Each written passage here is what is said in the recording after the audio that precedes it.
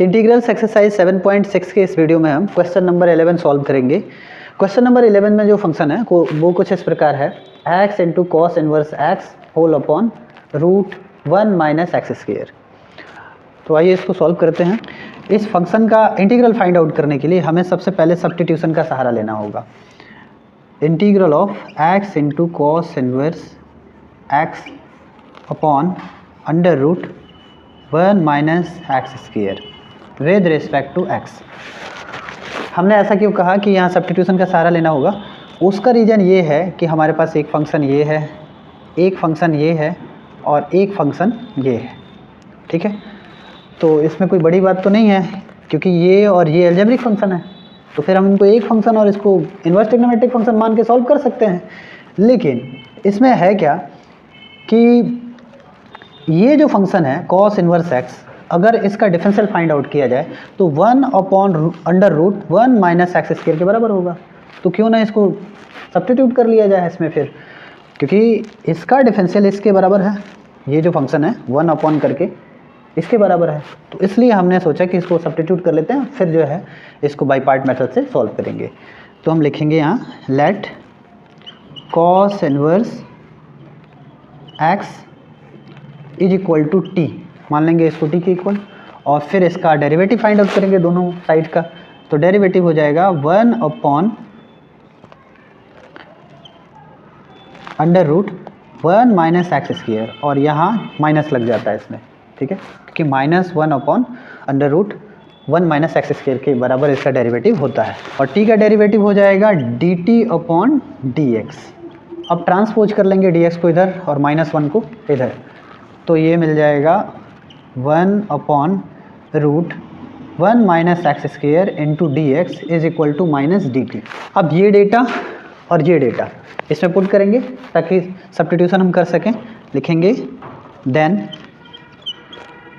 Integral of x into cos inverse x upon under root 1 minus x square with respect to जो एक्स है वो अब कुछ इस फॉर्म में हो जाएगा। Integral of cos inverse x को हमने टी माना तो यहाँ टी लिख लेंगे, 1 upon root 1 minus x square into d x को हमने माइनस डी टी माना है तो यहाँ हम माइनस डी टी लिख लेंगे।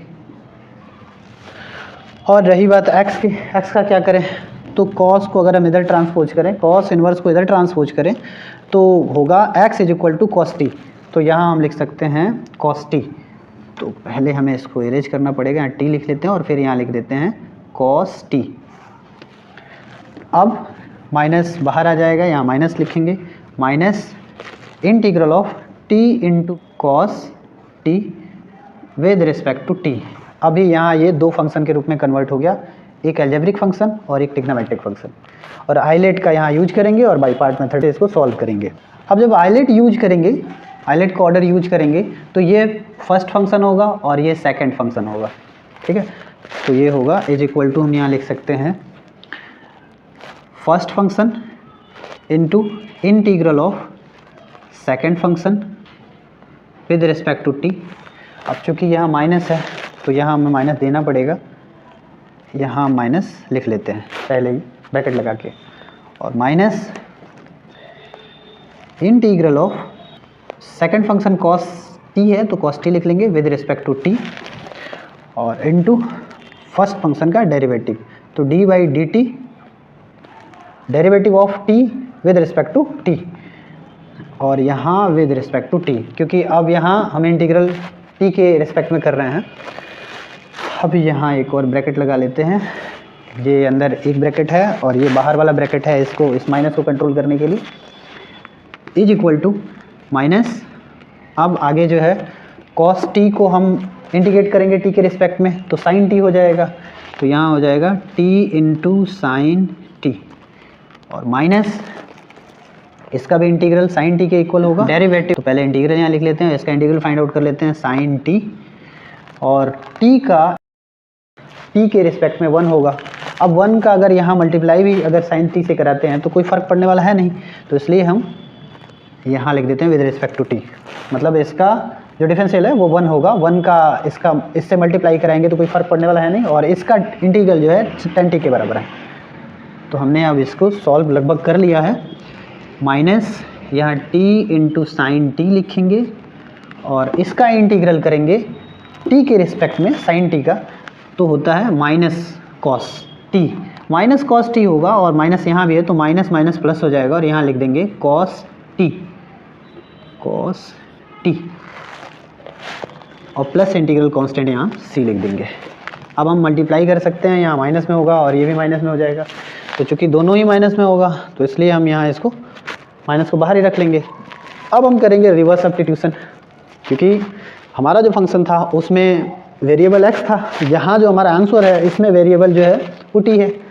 तो हम यहाँ मान चुके हैं cos inverse x is equal to t, तो t को सब्स्टिट्यूट कर लेंगे cos इनवर्स में, तो यहाँ लिखेंगे cos इनवर्स x और यहाँ लिखेंगे sine cos inverse x, plus है तो प्लस, यहाँ cos इनवर्स x और प्लस इंटीग्रल कांस्टेंट c। अब अगले स्टेप में हम चलते हैं, माइनस cos इनवर्स x।